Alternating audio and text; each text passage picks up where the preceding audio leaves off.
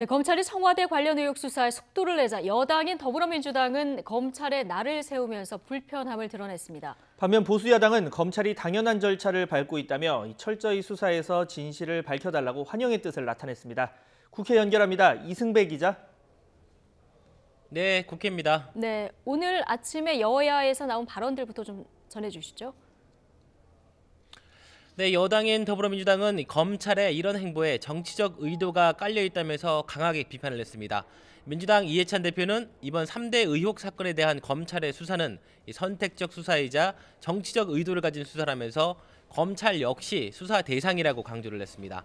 그러면서 한치의 사심도 없이 사건의 진실을 규명해야 하고 만약에 정치적 의도가 보인다면 특검을 해서라도 진실을 낱낱이 밝히겠다고 경고했습니다.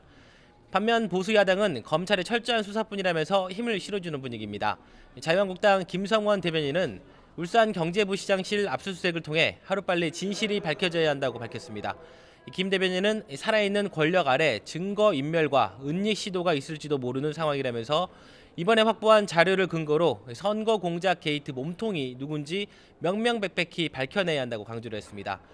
바른미래당 강신업 대변인 역시 여러 정황상 선거 공작의 냄새가 나고 의혹이 불거진 이상 검찰이 핵심 인물에 대해 압수수색을 하는 것은 당연하다고 말했습니다.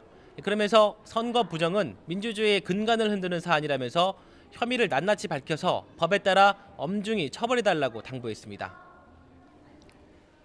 네, 정기국회가 이제 닷새밖에 남지 않았습니다. 이 선거법 개정안과 또 예산안 등의 처리를 위해서 이 한국당을 뺀 여야 5당이 모인 4+1 협의체도 바쁘게 움직이고 있다고요?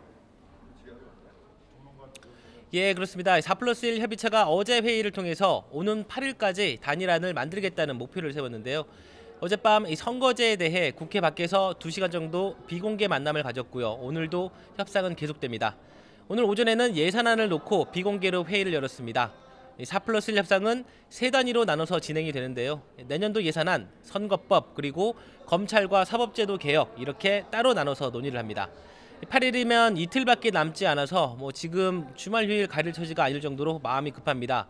단일안이 만들어지면 돌아오는 월요일 법정 처리 시한을 넘긴 예산안을 필두로 모든 안건을 본회의에 붙일 계획입니다. 그런데 한국당이 변수입니다. 월요일인 9일 한국당이 원내대표 경선을 치르는데 새로 선임된 한국당 원내대표가 추가 협상에 나선다면 상황이 달라질 수가 있습니다. 후보 등록이 토요일까지 마감인데 현재까지 4선의 심재철, 3선의 강석호, 유기준, 윤상현 의원 등 모두 4명이 출사표를 던졌습니다. 4선의 주호영 의원까지 출마를 검토하고 있다는 말도 나오고 있어서 경선은 4파전 혹은 5파전으로 치러질 것으로 예상이 됩니다. 극적인 여야 합의 가능성이 남아있는 만큼 한국당 경선 결과에도 관심이 집중되고 있습니다. 지금까지 국회에서 YTN 이승배입니다.